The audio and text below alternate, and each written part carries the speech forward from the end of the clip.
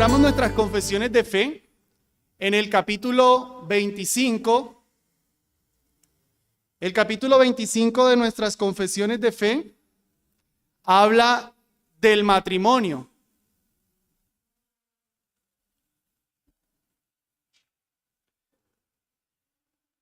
No les voy a pedir que lo lean completo, pero si le han prestado algo de atención, nuestra confesión tiene dos problemas. Uno, que sí es muy notorio, da mucho pesar, y otro que no es tan notorio, pero también es muy malo. Tiene dos inconvenientes, más bien, no voy a decir problemas, tiene dos inconvenientes en nuestra confesión de fe. Primero, que cuando se está diciendo lo que nosotros debemos creer del matrimonio, no nos dice qué es el matrimonio. Ese es un principal problema. La confesión de fe solo dice cuándo es válido un matrimonio. Dice que un matrimonio es válido entre dos personas de diferentes sexos, que deben ser creyentes, que el matrimonio es para glorificar a Dios, procrear y todo lo demás. Pero no nos dice qué es un matrimonio. Y el otro inconveniente que tiene la confesión es que no dice nada respecto del divorcio y las nuevas nupcias, siendo que esos son temas que atañen muchísimo a la iglesia. Y eso es un mayor inconveniente porque la confesión de fe de Westminster, y recuerden que nuestra confesión bebe de ahí, la confesión de Westminster, después sale la confesión de Saboya, y esta también habla sobre el matrimonio, el divorcio y las nuevas nupcias, pero la de Londres no. O sea, las dos primeras confesiones sí declararon algo del divorcio y de las nuevas nupcias, pero no la de Londres. ¿Por qué? Bueno, seguramente porque no se pusieron de acuerdo, quién sabe, pero hermanos, creemos que era necesario, por lo menos como iglesia local, haber incluido los párrafos que aquí se nombran. Dice, no lo miren en sus confesiones porque no está, les voy a leer cómo dice en la confesión de Westminster. El adulterio o la fornicación cometidos después del matrimonio, siendo descubiertos antes del casamiento, dan ocasión justa a la parte inocente para anular aquel compromiso. En caso de adulterio después del matrimonio, es lícito para la parte inocente promover su divorcio, y después de este puede casarse con otra persona como si la parte ofensora hubiera muerto. Eso dice, básicamente está dando permiso para que una persona que ha sufrido de adulterio se divorcie y para que una persona divorciada por adulterio, o por la deserción del incrédulo, se vuelva a casar. El siguiente párrafo dice, aunque la corrupción del hombre sea tal que le haga estudiar argumentos para separar indebidamente a lo que Dios ha unido en matrimonio, sin embargo, nada sino el adulterio o la deserción obstinada, que no puede ser remediada ni por la iglesia ni por el magisterio civil, es causa suficiente para disolver los lazos del matrimonio. Hermanos, nosotros creemos eso y por eso la serie que vamos a empezar hoy la he titulado El matrimonio, el divorcio y las nuevas nupcias. Quiero que veamos que nosotros como iglesia creemos esto, con el respeto de que algunos hermanos de pronto no lo pudieran afirmar, pero por lo menos como iglesia local creemos en esto y puede ser una enseñanza que ayude, que dirija a hermanos que sufren por matrimonios que lastimosamente no funcionan siempre bien. Quiero que empecemos viendo algunas presuposiciones, hermanos. Yo no voy a argumentar esto, solamente que de telón de fondo estas son verdades que tenemos. Primera presuposición, hermanos, que el matrimonio fue establecido por Dios y por tanto Él es el que tiene la prerrogativa sobre el matrimonio. Es decir, el matrimonio no lo hace el Estado, no lo establece el Estado. Si así fuera, hermanos, entonces en nuestros estados están diciendo que es lícito que un hombre se case con otro hombre, una mujer con otra mujer. Ellos pueden decir que eso es un matrimonio, firman, está representado, tienen derechos, tienen herencia, tienen todo lo que pasa con un matrimonio, pero como el matrimonio lo estableció Dios, eso no es un matrimonio porque el que tiene la prerrogativa es Dios.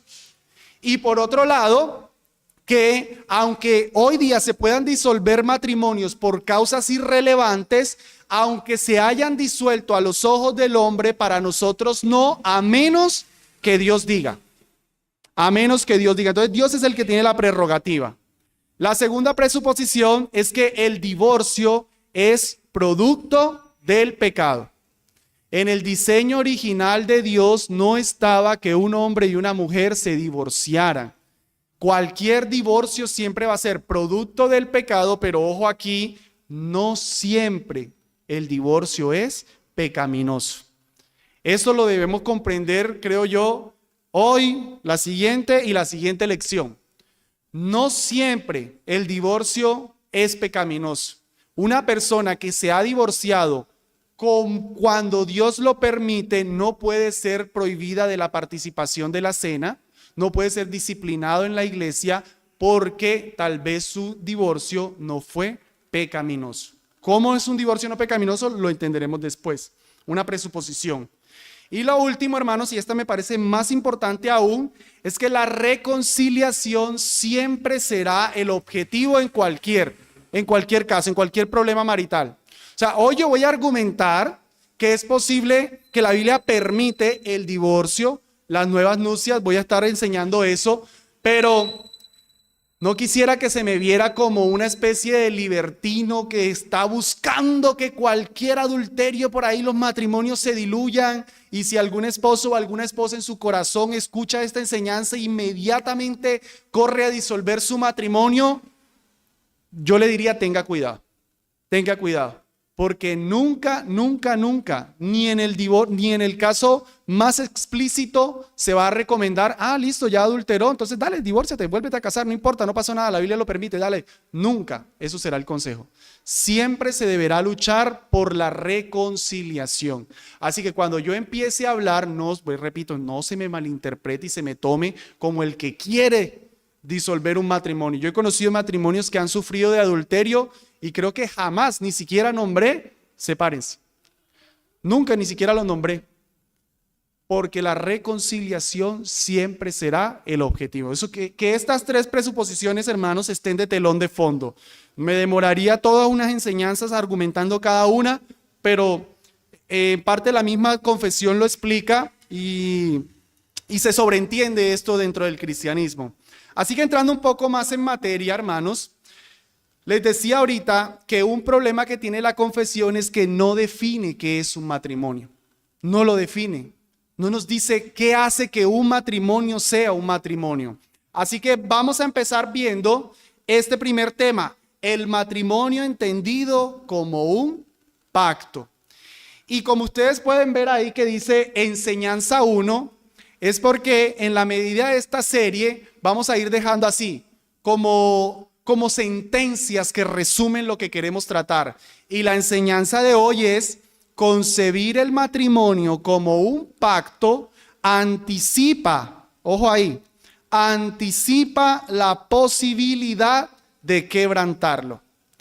La confesión no define el matrimonio, no nos dice qué es un matrimonio, por tanto lo necesitamos definir, y definiendo el matrimonio a la luz de las Escrituras, vamos a poder ver que el hecho de que el matrimonio es un pacto da la posibilidad de quebrantarlo. Así que nos preguntamos, ¿qué hace que un matrimonio sea un matrimonio? Pregúntenselo ahí internamente. Pregúntenselo a ustedes mismos, no me lo aporten. ¿Qué hace que un matrimonio sea un matrimonio? ¿Será que un matrimonio es un matrimonio cuando se tiene una relación sexual? ¿Será que un matrimonio es un matrimonio cuando vivo con una persona y sostenemos relaciones sexuales? ¿Será que soy un matrimonio por el simple hecho de que firmé un papel? ¿Qué hace que un matrimonio sea un matrimonio? Hermanos, lo que no es, un matrimonio no es una relación sexual. Eso no hace que un matrimonio sea un matrimonio. Porque si una relación sexual, pensemos, lógica, Si un matrimonio lo convirtiera en mero acto sexual, entonces la Biblia no hablaría de adulterio ni de fornicación. ¿Cómo se llamaría lo que nosotros adulteramos? Lo que nosotros llamamos adulterar, le llamaríamos segundo matrimonio. Entonces el hombre que tiene relaciones sexuales por fuera de su matrimonio está teniendo muchos matrimonios, no está siendo un adúltero. O lo que nosotros llamamos fornicación, entonces diríamos, él no está fornicando, él está teniendo matrimonios esporádicos, matrimonios temporales. Porque el matrimonio no lo constituye la relación sexual. Yo sé que tal vez aquí en la mente, y después miraremos más detenidamente el texto, viene 1 Corintios 6, donde dice, ¿o no sabéis que el que se acuesta con una prostituta, un cuerpo es con ella? Porque dice la Escritura, por tanto dejará al hombre a su padre y a su madre y se unirá a su mujer y los dos serán una sola carne. Pero noten el texto, dice, el que se une es un cuerpo con ella. Pero no está diciendo que es una carne con ella. Sí es cierto que la relación sexual definitivamente hace un vínculo muy fuerte con una persona y eso es lo que el apóstol advierte. Si te haces un cuerpo con una ramera, pues entonces vas a tener mucho que ver con ella. Como que las costumbres se identifican, se unen, pero no dice eso que se convierten en una sola carne. El apóstol lo advierte por el mandamiento de Génesis 2:24. Pero no está diciendo que eso es un matrimonio. Entonces, no es una relación sexual. Un matrimonio tampoco es vivir juntos. Ejemplo, dos jóvenes que tienen relaciones sexuales mientras comparten una pensión. Una pensión son estos lugares donde uno paga para le den un cuarto, te dan internet, te dan muebles, te cocinan, te dan todo, los universitarios. Entonces el universitario que está en una habitación, la universitaria que está en la otra habitación y pues aprovechando la cercanía tienen relaciones sexuales. Viven bajo un mismo techo, comparten hasta la misma comida, pagan el mismo lugar y tienen relaciones sexuales. Parece un matrimonio, pero no es un matrimonio. Si simplemente vivir juntos es un matrimonio, entonces esos jóvenes están teniendo matrimonios. O no sé, el muchacho que es recibido en la casa de unos familiares y pues aprovechando la cercanía se acuesta con la chica, entonces tuvo un matrimonio. No es un matrimonio.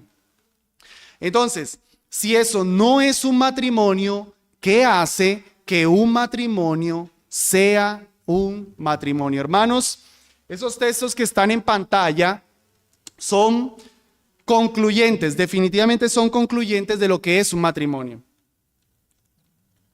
Mire Proverbios 2:16 al 17 dice, serás librado de la mujer extraña, eso viene desde el 16.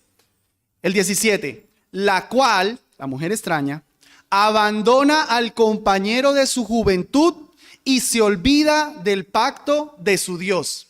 Noten, una mujer extraña habla de abandonar al compañero. O sea que su cónyuge es descrito en este versículo como el compañero. Esa palabra compañero se refiere como a un animal que tú vuelves doméstico. Cuando hablamos de un animal doméstico, estamos hablando de alguien con quien yo puedo relacionarme, que me da confianza, que no estoy pensando que me va a atacar. Es alguien que es cercano. Entonces, eso es el compañero, así se le identifica al esposo de esta mujer extraña. Y después de haber hablado de su compañero, dice que olvida el pacto de su Dios. O sea, dejar el matrimonio es de olvidarse del pacto. Según este versículo, dos cosas tenemos de lo que es un matrimonio. Es un compañerismo de la mujer con el hombre y es un pacto, un acuerdo. Esas dos cositas están subrayadas incluso, compañero y pacto. Y cuando le habla a un hombre, Malaquías 2:17, le dice, porque Jehová ha atestiguado entre ti, le dice al hombre, y la mujer de tu juventud, contra la cual has sido desleal, siendo ella tu compañera y la mujer de tu pacto. Otra vez, Ahora al hombre. Le dice al hombre que haber dejado a su matrimonio es haber dejado a su compañera. Dejar a su mujer es dejar a su compañera. Y esta palabra compañera es como de unión, tu colega, la persona con la que tú estás asociada, la persona que sabe tus negocios, con la que te has puesto de acuerdo. Eso es la esposa, una compañera. Y después de haber puesto el término compañera, pone otra vez el término pacto. Noten que dice que haber dejado a esa compañera es dejar a la mujer del pacto. Los mismos dos conceptos, compañía y pacto. Nótenlo entonces, hermanos. El pacto es fundamental en el entendimiento de un matrimonio y la compañía es vital en el matrimonio. Las dos cosas, pacto y compañía. Por eso Jay Adams, quien ha escrito un libro muy importante sobre este tema, ha descrito el matrimonio como el pacto de compañía. Eso es un matrimonio. Hermanos, ¿qué hace que un matrimonio sea un matrimonio? Que dos personas, un hombre y una mujer, se ponen de acuerdo, hacen un pacto de compañerismo, de estar juntos. Recuérdenme el primer matrimonio. ¿Cuál fue el primer matrimonio? Adán y Eva. Y cuando Dios ve a Adán, ¿qué dice Dios de Adán? No es bueno que esté solo. Le haré una ayuda, una compañera idónea, alguien que esté con él. Notan otra vez, en el mismo huerto del Edén, Dios ya estaba haciendo, este hombre necesita una compañía, no es bueno que esté solo. Y le trae todos los animales y en ninguno se halla esa compañía. Porque pudiéramos, entonces hago pacto con mi perro, nos acordamos de estar juntos. No, los animales no dan la compañía. La compañía, Dios dijo, tiene que ser una mujer. Y se la trae a Adán, y Adán la mira y le dice, esta será llamada varona, porque del varón fue tomada. Y la nombra, tú eres mía, nos pertenecemos. Ella es ayuda idónea, ella lo complementa. Se sobreentiende que Adán también complementa a Eva. Entonces hay una compañía y hay un pacto. Porque la Biblia le llama al matrimonio un pacto. Entonces, mis hermanos, solo esto que he dicho, hermanos, podemos hablar muchísimo.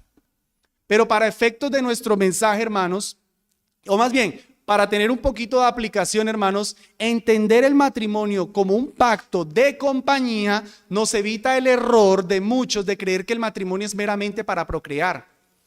Hay algunas personas que creen que el matrimonio es solamente para tener hijos. No, es uno de los propósitos. Es uno de los propósitos. Que el matrimonio es solamente para no andar fornicando. Pues el matrimonio permite el disfrute de las relaciones sexuales en el marco correcto, pero no es el propósito. El propósito principal del matrimonio es la compañía. El estar con una persona, porque hermanos, una persona se casan y no pueden tener hijos, entonces no son matrimonio porque no tuvieron hijos. No.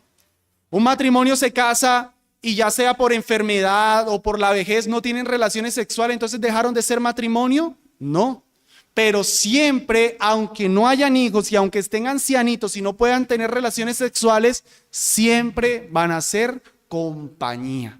Entonces, cuando hay un hombre y una mujer que se ponen de acuerdo en estar juntos, el hombre le dice a la mujer, yo voy a estar contigo, yo no te voy a dejar sola, yo voy a trabajar por ti. La mujer le dice, yo voy a estar ahí, yo no me voy a ir con otro hombre, podemos pasar necesidades, yo voy a estar fiel a ti, yo también voy a cuidar de ti. Ahí hay un acuerdo. Hermanos, eso es matrimonio. Viene la pregunta, hermano Jeffrey, ¿y la parte legal? Bueno, la Biblia nos llama a sujetarnos a las leyes civiles. Por tanto, que una persona, que están en unión libre, no se quieran casar en términos legales, pues nosotros diríamos están en pecado, porque no quieren asumir el compromiso delante del Estado. Porque aunque hay un pacto de compañía entre ellos dos, hay unas leyes civiles. Y uno le diría a un hombre que por lo general pasa eso con los hombres, ¿por qué no te quieres casar? Por el compromiso, dicen. ¿Sí lo ven? O sea, no saben la teología, pero dicen no por el compromiso. Se entiende que es cuando te casas legalmente, firmas el papel, has entrado en un pacto, te has comprometido con algo. ¿Lo ven, hermanos? No se sabe la teología, no son cristianos, pero ellos reconocen que hay un compromiso en un pacto y por eso no se quieren casar legalmente. Pero esta implicación, esto también implica, hermanos, por otro lado, y ha sucedido casos de personas que viven en lugares en las que no les permiten su matrimonio. Por ejemplo, una mujer que se convierte del Islam y se quiere casar con un hombre cristiano. En un país islámico no les van a querer casar legalmente. Entonces, si nosotros somos así categóricos de que el Estado es el que casa y el Estado es el que instituye el matrimonio, entonces esas personas siempre estarían fornicando porque no están casadas legalmente. Pero como ellas, delante de Dios, que es el que tiene la prerrogativa, hagan su pacto delante de testigos. He leído historias que sucedió así. No estoy ni siquiera hablando de algo hipotético, real. Traen varios testigos. El hombre le dice a ella, yo me comprometo a estar contigo siempre, todo lo demás. Ella le dice lo mismo, se compromete. Son un matrimonio. Y salen como un matrimonio. Así el Estado no reconozca ese matrimonio. Porque hay un pacto de compañerismo. ¿Sí, hermanos? Entonces todo eso es importante y eso también nos da de aplicación los matrimonios aquí, hermanos, la compañía. ¿Cómo está la compañía con mi esposa, con mi esposo? Por lo general, cuando en los matrimonios empiezan a haber problemas es porque han dejado de pasar tiempo juntos. ¿Qué es lo que normalmente reclama una esposa? Estás trabajando mucho, no estás conmigo, te la vas con tus amigos, hoy es tu día de descanso y te vas a jugar el fútbol. No es porque las esposas son pesadas, es porque ellas entienden muy en el fondo que necesitan su compañía. Entonces hay un pacto, el matrimonio es un pacto de compañerismo, hermanos. Ahora, ¿qué clase de pacto? Recuerden que la enseñanza de la que estoy afirmando es que entender el matrimonio como un pacto anticipa la posibilidad de que se quebrante, de que se diluya. ¿Qué clase de pacto es el matrimonio, hermanos? El matrimonio es un pacto entre iguales. Ojo ahí, el hombre y la mujer son iguales en los términos del pacto. El hombre no puede ser por hombre decidir que la mujer así o sí entra en pacto con él no puede hacer eso. Como una mujer tampoco puede hacer que un hombre sí o sí entre en pacto con ella. Tiene que haber acuerdo. Somos iguales, tenemos roles distintos, se tienen roles distintos en el matrimonio, pero ambos delante de los ojos de Dios son iguales. Ya les digo por qué esta idea de iguales es importante. Segundo, es un pacto de obras, donde me comprometo a hacer algo. Ojo ahí. Parte de la confusión de los hermanos queridos que niegan la posibilidad de un divorcio es porque entienden el matrimonio como un pacto incondicional. Hermanos, el único que ha hecho un pacto incondicional es Cristo con su iglesia. El argumento más o menos va así. Adulteraron. No puedes disolver tu matrimonio porque Cristo jamás se separó de su iglesia. Nunca la dejará. Está bien, es cierto. Ahí hay una falacia. Es verdad que Cristo jamás dejará a su iglesia. Es verdad que su iglesia puede pecar, pero Él nunca nos dejará. Pero eso no quiere decir, o no es cierto, que el pacto en el que yo estoy es igual al pacto de Cristo con su iglesia. Hermanos, en Israel, en los tiempos bíblicos, aún nosotros hoy, pero voy a tomar primero el ejemplo de los tiempos bíblicos. En los tiempos bíblicos existían pactos entre iguales. Personas en las que decían, bueno, yo me comprometo a esto, tú te comprometes a esto, está bien. El que incumpla, castigo. ¿Recuerdan cuando a Abraham Dios le dice que parta los animales? Entonces las partes que pactuaban pasaban por en medio de los animales diciendo, si yo no cumplo con lo que a mí me toca, que se haga como se hace a estos animales. ¿Qué pasó con Abraham ahí? Sueño profundo. ¿Quién pasó? Solo Dios. Eso es incondicional. Abraham no tenía que hacer nada. Dios lo haría todo por él. Pero la circuncisión, eso es obras. Tienes que circuncidarte si no eres sacado del pacto. ¿Ven? Aún en Israel habían términos de obras. Entre los humanos, entre los iguales, había términos de obra. Hermano, uno no le pudiera decir a la señora del arriendo, no pago el arriendo y, doña, Cristo jamás echa a su iglesia. Nosotros hemos entrado en un pacto, usted no me puede echar porque Cristo es incondicional con su iglesia. No, nos saca. Porque nosotros no estamos en un pacto incondicional con ella. Entonces, hermanos, el matrimonio entre el esposo y la esposa es un pacto de obra, donde se comprometen. Recuerde que hay un pacto. Y por tanto, más bien concluyendo, o debido a esto, entonces es un pacto quebrantable. Debido a todo, debido a que el matrimonio es un pacto donde dos se ponen de acuerdo. Vamos a comprometernos a esto hasta que la muerte nos separe. Si incumples, se quebranta el pacto. Es un pacto quebrantable. ¿Qué le decía el Señor ahorita en los versículos que vimos? Has dejado a la mujer de tu pacto. La mujer extraña abandona al hombre de su pacto. Tengamos esa idea ahí, hermanos. Mastiquémosla. Como es un pacto, se puede quebrantar, se puede acabar. Hay preguntas, vayan teniéndolas.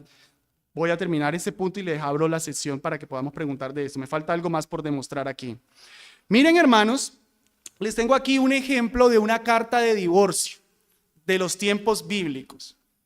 Miren, para que vean la idea de pacto. No he terminado de mostrar la idea del pacto. Miren cómo era una carta de divorcio en los tiempos bíblicos. En el día 14 de Nisan, digamos, de la semana tercera, en el día 14 de la semana tercera del mes de Nisan, en el año del jubileo, yo que sé que ponían ahí, desde el principio del mundo, según la común computación en la providencia de Josías, hijo de Berequías, por el nombre con que puedo ser conocido de la ciudad de Nazaret, con el entero conocimiento de mi mente y sin ninguna coerción, he divorciado, despedido y expulsado a María, hija de David, sea cual sea el nombre con que seas llamada en la ciudad de Nazaret, que has sido mi esposa hasta ahora. Pero te he despedido, María, hija de José, sea cual sea el nombre con el que eres llamada en la ciudad de Belén, para que seas libre y estés a tu propia disposición para casarte con quien quieras, sin obstáculo de nadie desde este día para siempre. Por tanto, eres libre para cualquiera que quiera casarse contigo. Que esta sea tu carta de divorcio de mí, una escritura de separación y expulsión conforme a la ley de Moisés y de Israel. Firman Pepito Pérez, hijo de Pepito Pérez, hijo de. Noten, hermanos, la idea de pacto. Esto se firmaba y tenía que ser entregado en la mano de la mujer. Nunca se podía disolver el matrimonio y dejar todo así. Se le tenía que dar en la mano. Ella tenía que ser conocedora de que el pacto se había acabado. Y noten, hermanos, la idea, los elementos que hay aquí. Son 3 elementos importantes que tenemos en esta carta de divorcio para el entendimiento de que es un pacto. Primero, ya lo dije, se requería entregar en la mano. Se requería, como es un pacto entre iguales, la otra persona tiene que saber que el pacto se acabó. Segundo, se requería la presencia de testigos. ¿Notan los 2 testigos al final? Si es un pacto que requirió testigos, para disolver el pacto tenía que haber testigos. Y tercero, me quedó una P ahí, se dejaba libre para recasar. No es el tema de hoy, el recasamiento, o más bien las segundas nupcias, pero se dejaba libre para volverse a casar. Yo te dejo para que seas libre y te cases con quien quieras, una vez que el matrimonio se había disuelto. Hermanos, ¿alguna pregunta hasta aquí? Sí, mi hermana.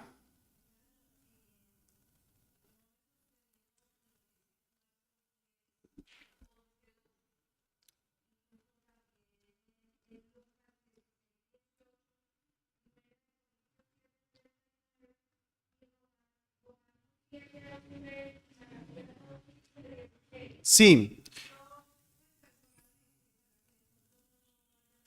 Ajá, ajá.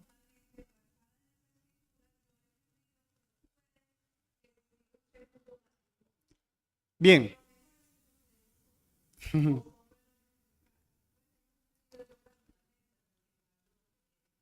Sí, muy bien, mi hermana. Eh, Como dije al inicio, podemos discrepar. Gracias, mi hermana, por esa última cláusula. La hermana ha manifestado por unos versículos que ella no cree que pueda existir o que una persona que se divorcia se debe quedar sola, no puede existir un segundo matrimonio. Hermanita, ahorita más adelante, o ni siquiera hoy, sino en la siguiente lección, voy a tratar puntualmente los versículos que la hermana cita para entender por qué la Biblia tal cual permite ese divorcio o cuándo argumentándolo nosotros. Si se acepta, bien, pero por lo menos explicarlo bien. Ahorita lo que me interesaba es si la pregunta del pacto, de lo que acabé de explicar. De pronto haya más preguntas, claro que sí, porque ya yo he hecho afirmaciones grandes, pero ahorita, de lo del pacto. Entonces la enseñanza es, esperen y se las muestro otra vez la diapositiva. La enseñanza que he afirmado es esta que les pongo acá.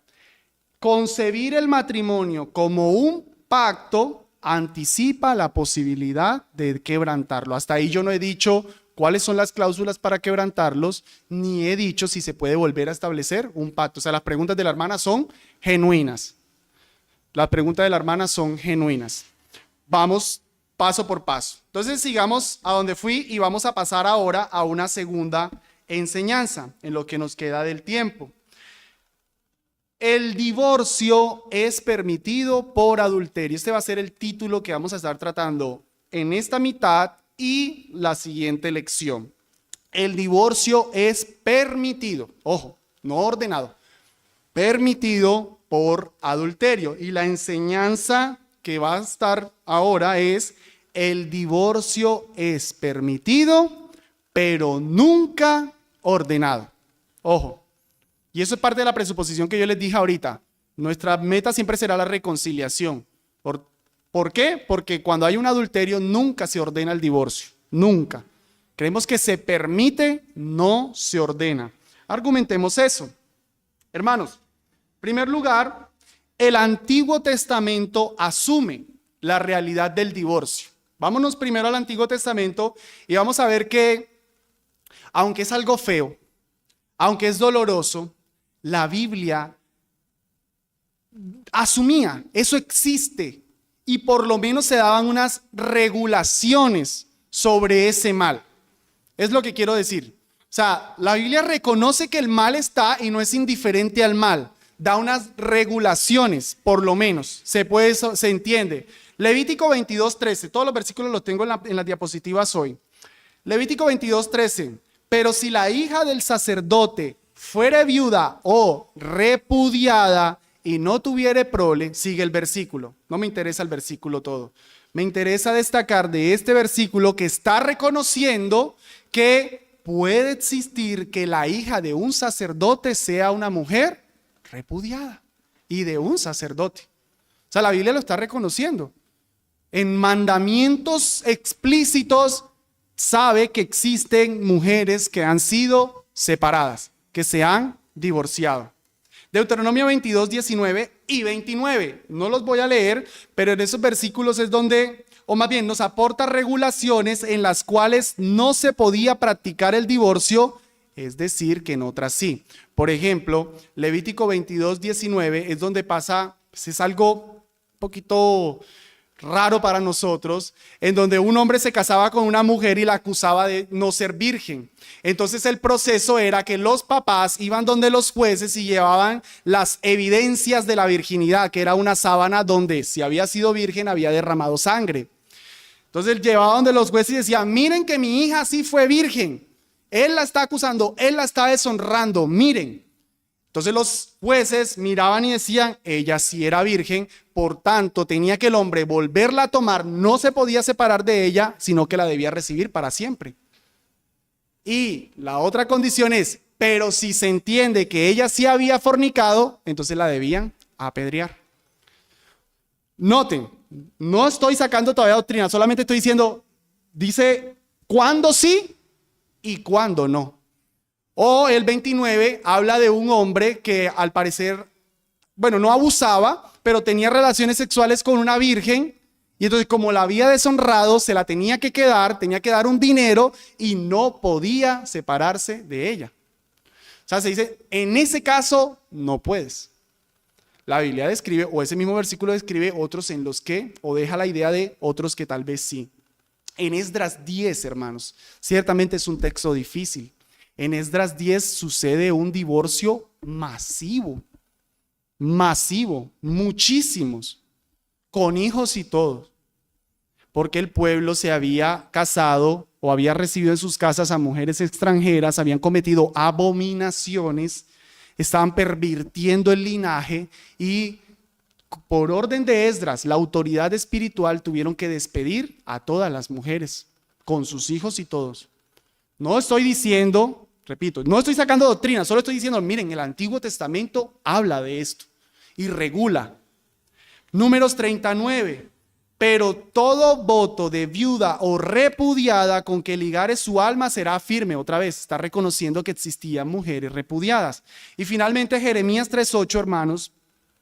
No voy a sacar doctrina, pero este versículo es muy diciente. Dios hablando dice, ella vio que por haber fornicado la rebelde Israel, yo la había despedido y dado carta de repudio. Pero no tuvo temor la rebelde Judá, su hermana, sino que también fue ella y fornicó. Dios, en esta analogía, en este lenguaje figurado, es el que da la carta de divorcio. ¿Recuerdan la presuposición, la segunda presuposición del principio? Todo divorcio es producto del pecado. Ellos fornicaron, pero no todo divorcio en sí mismo, per se, es pecaminoso. Porque si fuera así, Dios está pintándose como un pecador. Pero Dios está considerando que aquí es lícito dar una carta de divorcio. En este último versículo sí estoy sacando un poco más de doctrina o afirmaciones. Pero lo que más me interesa ver es que lo demostraba, lo regulaba, decía cuándo sí, decía cuándo no. Entendían que había mujeres divorciadas. O sea, el Antiguo Testamento reconoce esa realidad. Y hermanos, en los versículos de Mateo 5 y Mateo 19, que son los versículos en donde se da la cláusula de excepción, voy a leer por lo menos Mateo 5, versículo 31 al 32, debí leerlo desde antes, es donde se nos da la cláusula de excepción que un matrimonio puede ser disuelto cuando ha habido un adulterio.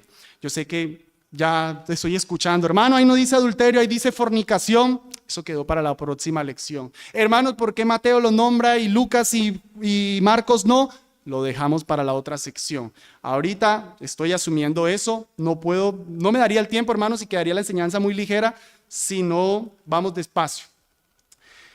También fue dicho, cualquiera que repudia a su mujer, dele carta de divorcio. Pero yo os digo que el que repudia a su mujer, a no ser por causa de fornicación, hace que ella adultere, y el que se casa con la repudiada comete adulterio. Ahí está la cláusula. Si se divorcian y se recasan, cometen adulterio, a no ser que el divorcio haya sucedido por fornicación, adulterio, quedó para la próxima la explicación, y se haya vuelto a casar por eso. Si no es por eso, es adulterio el próximo matrimonio. Pero si es por eso, el próximo matrimonio es lícito. El divorcio es lícito, el siguiente matrimonio es lícito. Y en Mateo 19 también vuelve la misma afirmación, la misma cláusula, solo que en Mateo 19 tenemos un agregado. Mateo 19 es el versículo más largo que trata sobre el divorcio, sobre el matrimonio.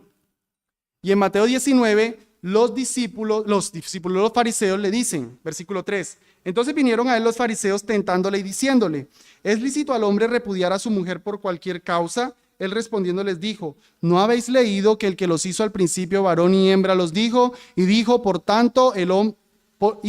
esto el hombre dejará a padre y madre y se unirá a su mujer y los dos serán una sola carne. Así que ya no son más dos, sino una sola carne. Por tanto, lo que Dios juntó, no lo separe el hombre. Voy a detenerme ahí un momentico. Lo que Dios juntó, no lo separe el hombre. O sea que el hombre lo puede separar. O sea que se puede disolver.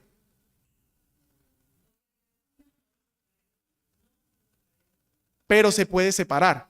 Si no se pudiera separar, no diría, no lo separe el hombre. La Biblia nunca dice la salvación que Dios le dio, que no se las quite nadie.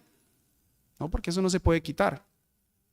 Pero si dice lo que Dios unió, no lo separe el hombre, es porque el hombre puede separar algo que Dios unió. Se queda ahí. Cuando toda la explicación, vamos despacio. Pero me detuve ahí, versículo 7, le dijeron, ¿por qué pues mandó Moisés dar carta de divorcio y repudiarla? Él les dijo, por la dureza de vuestro corazón, Moisés os permitió repudiar a vuestras mujeres, mas al principio no fue así. No hice énfasis en la pregunta de los fariseos, ¿por qué pues mandó Moisés? Y Jesús dice, ¿qué pasó? Despacio, Moisés permitió, no mandó, permitió. Lean bien. ¿Y cuál es el versículo que está aquí en cuestión, hermanos? El versículo que está aquí en cuestión es Deuteronomio 24, del 1 al 4. Ese es el versículo en el que los fariseos se están apoyando para demostrar que el divorcio había sido ordenado, mandado por Moisés. No obstante, Jesús está diciendo, no están leyendo bien, no están haciendo la exégesis que ahorita les va a explicar Jeffrey, porque ahí no dice que lo manda, ahí dice que se permite. Vamos a ver la exégesis del versículo. ¿Cuál es la primera y la segunda parte de la condición? Vamos a Deuteronomio 24, hermanos, porque en Deuteronomio 24 nosotros tenemos lo que se conoce como la casuística. Si esto, entonces aquello. Si la primera parte es verdad, entonces hagan esto. Dice Deuteronomio 24 del 1 en adelante. Cuando alguno, ahí está, cuando. Eso es casuística. O sea, cuando alguno tomare mujer y se casare con ella, si no le agradare, casuística, si no le agradare, por haber hallado en ella alguna cosa indecente, le escribirá carta de divorcio y se la entregará en su mano y la despedirá de su casa. Y salida de su casa podrá ir y casarse con otro hombre, pero si la aborreciere, pero si la aborreciere este último y le escribiere carta de divorcio y se la entregare en su mano y la despidiere de su casa, o si muerto el postrer hombre que la tomó por mujer, no podrá su primer marido que la despidió volverla a tomar para que sea su mujer después que fue envilecida, porque es abominación delante de Jehová, y no has de pervertir la tierra que Jehová tu Dios te da por heredad. Eso es el versículo que están los fariseos con Jesús discutiendo allá. Hermanos, aquí hay una casuística. Lo que nosotros necesitamos entender es cuál es la primera cláusula y cuál es la segunda cláusula.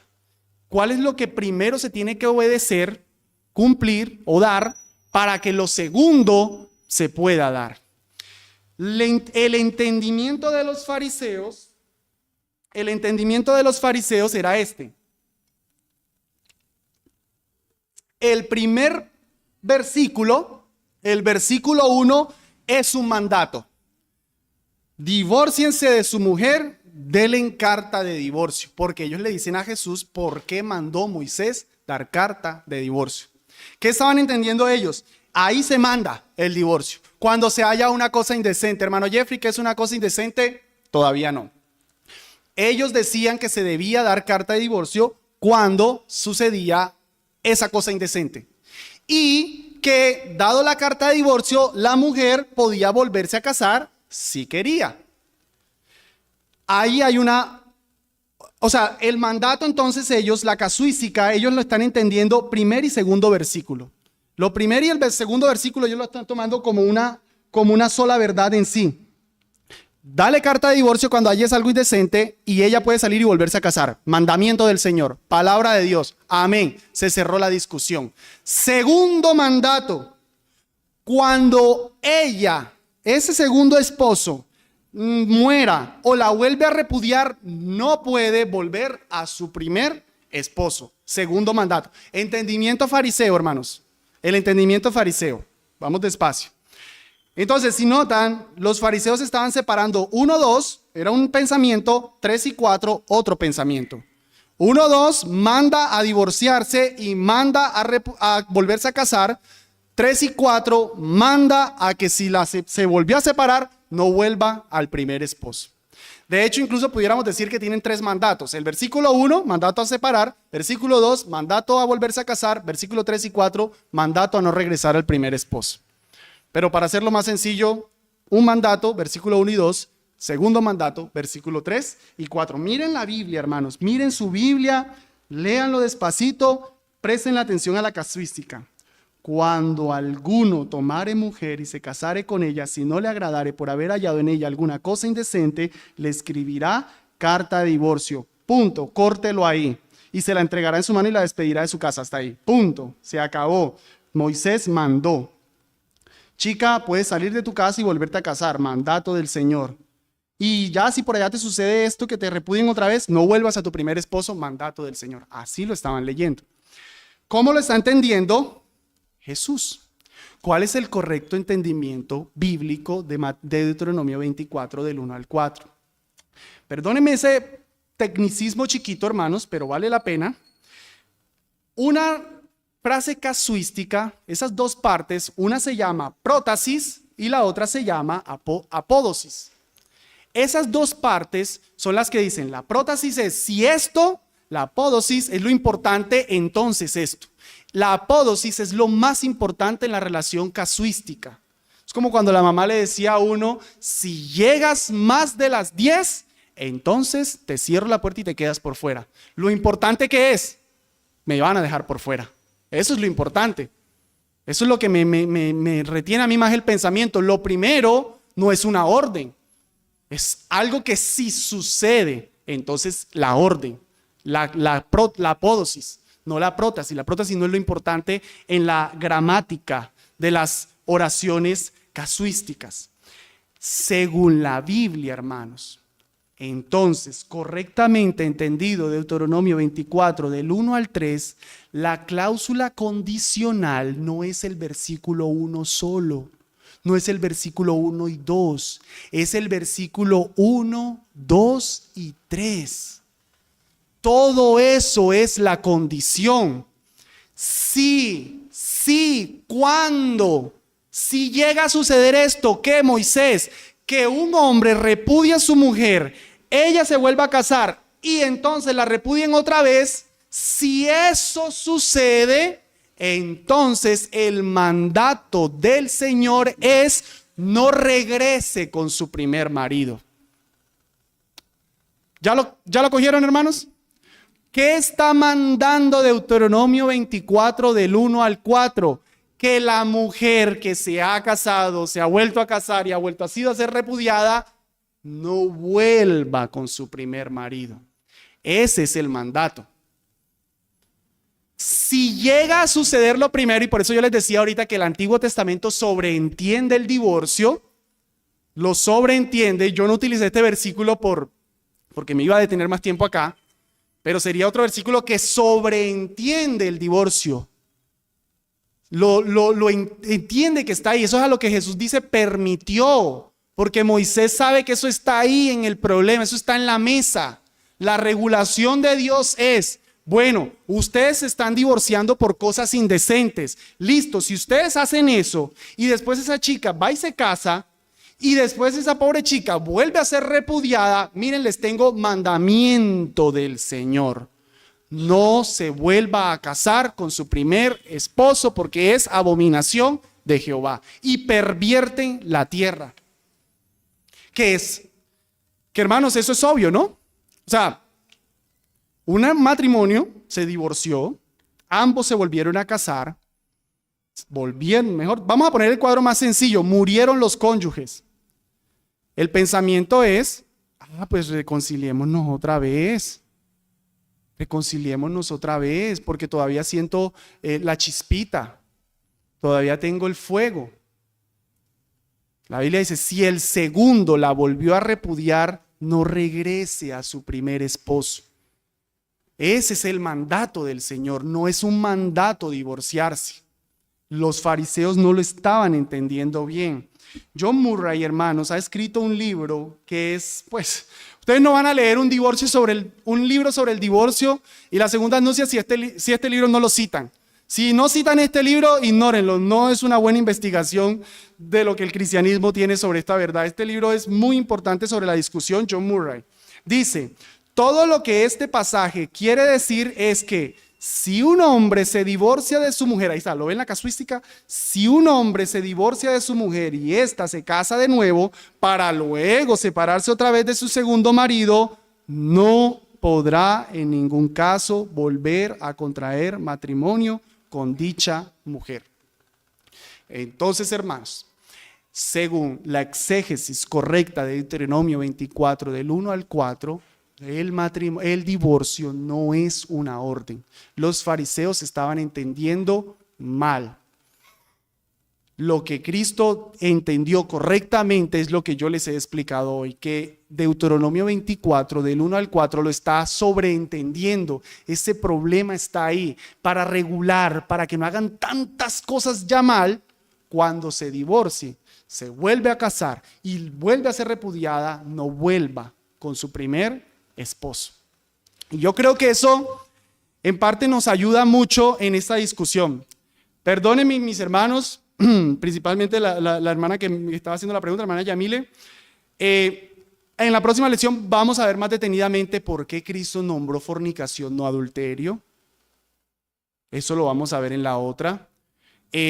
Vamos a ver más detenidamente, ahí sí la cláusula en sí. Ahorita lo que me interesaba determinar y nos va a dejar terreno para la próxima es esto, que Deuteronomio 24 no lo está ordenando, lo está permitiendo, lo sobreentiende. Y por eso Mateo es el que lo nombra, no Lucas y Marcos. Lucas y Marcos tienen una audiencia gentil que no conoce Deuteronomio 24. Su audiencia, la de Lucas, es directamente, recuérdenme hermanos, se me olvidó el nombre de él. Oh excelentísimo Teófilo, oh excelentísimo Teófilo. Él no conoce Deuteronomio 24, ¿para qué le explica la cláusula y le habla de toda la discusión? Pero la audiencia de Mateo sí conoce eso y por eso Jesús hace más énfasis ahí. Pero más detalles lo vemos en la siguiente lección. Hasta aquí, hermanos, perdón, hasta aquí no. Entonces, entendiendo bien Deuteronomio 24, del 1 al 4, los fariseos cerraron al decir Moisés mandó dar carta de divorcio. Eso no fue lo que Moisés mandó. Los fariseos se estaban divorciando por cualquier cosa. Por eso es que Jesús dice, al principio no fue así. Oísteis que fue dicho, varón y hembra fueron creados. Una sola carne, lo que Dios juntó no lo separe, porque la audiencia que Jesús tenía era una audiencia que arrancó el versículo 1 de toda la casuística y se estaban divorciando por cualquier cosa. Y por eso es que Jesús va al origen. Hermanos, yo no niego el origen, el matrimonio es para toda la vida. Eso no se niega. Y Jesús lo que tiene en su audiencia es un montón de gente que literalmente se estaban divorciando. Citas de la Mishnah, por ejemplo, en la que un hombre despedía a su mujer porque rompió un plato. Literal. Cartas de divorcio donde decía, yo te despido porque hallé una más bonita que tú. Así. Entonces, claro, se están divorciando por todo eso. Esperen un momento. Deuteronomio 24.1 no es un mandato. Deuteronomio 24.1 es una casuística. No les está mandando a divorciarse. Dejen de divorciarse por cualquier cosa. El que el Dios los hizo al principio, varón y hembra, los hizo para que estén juntos y estén para siempre. Entonces, ¿por qué se están divorciando por cualquier cosa? Porque Moisés mandó. Lean bien, Deuteronomio 24 no es un mandato a divorciarse. Está presentando una cosa que si sucede, no vuelva con su primer esposo. Entonces, los fariseos se estaban divorciando por cualquier cosa. Moisés no estaba mandando el divorcio, solo permitiéndolo. Y eso tiene relación con lo que le dije, la presuposición del principio, hermano. Voy a volverla a mostrar. La presuposición que les di al principio entonces era la reconciliación, la tercera, siempre será el objetivo en cualquier problema marital. Una mujer o un hombre, pero bueno, los hombres son los que más pecan de adulterio. Una mujer que llega llorando donde el pastor, mi esposo se divorció, me adulteró, voy a divorciarme, ya llamé al abogado. está haciendo mal. La Biblia, mira hermano, me pone esta enseñanza, me saca la diapositiva y me dice, mira hermano, usted lo enseñó. Momento, mi hermana, espérate ahí. No te lo manda, te lo permite, lo puedes hacer, sí, espérate ahí. No es una orden. Dale despacio, vive el duelo, vamos a hablar, vamos a esperar, vamos a llevar un proceso a ver si el hombre se arrepiente y después vemos qué se puede hacer. Pero nunca, nunca será el mandato de un pastor. Tan pronto llega la hermana sufriendo, la víctima del adulterio, sepárate. Eso nunca será el mandato. El Señor quiere volver al diseño original. Ese es el mandato, eso es lo que la Biblia quiere, que los matrimonios no se separen. Yo les dije al principio que yo voy a estar argumentando que sí es posible el divorcio y sí son posibles las segundas nupcias, pero yo estoy con el Señor Jesús y el Señor Jesús quiere que los matrimonios sean para toda la vida, no se me malinterprete como un libertino que está promoviendo los divorcios. Amén. Entonces, mis hermanos, vamos a orar. Y dejamos preguntas. Dios del cielo, te alabamos por darnos la oportunidad de estudiar de este tema tan intrincado, Señor. Yo sé que ahí en los asientos hay inquietudes, hay preguntas, hay hermanos que han sufrido por pecado de su cónyuge, hay hermanos que tal vez estén considerando en la opción de un divorcio, pero te pedimos, Dios, para que no suceda nunca un divorcio en nuestra iglesia. Que no suceda ningún pecado que haga posible el divorcio, pero que aún sucediendo ese pecado, Señor, tampoco los divorcios se lleven a cabo. Que siempre pueda haber oportunidad para el arrepentimiento y que siempre pueda haber una oportunidad para el perdón. Te lo pedimos, Dios bueno. Ayúdanos a entender mejor estos asuntos para que descansando en tu sabiduría podamos conducirnos bíblicamente en lo que tú quieres para el matrimonio. Y para las personas que sufren por un cónyuge adúltero, por un cónyuge que ha abandonado o por una persona que habiendo sufrido esto se quiere volver a casar. Te lo pedimos, oh Dios bueno, por los méritos de Jesús. Amén.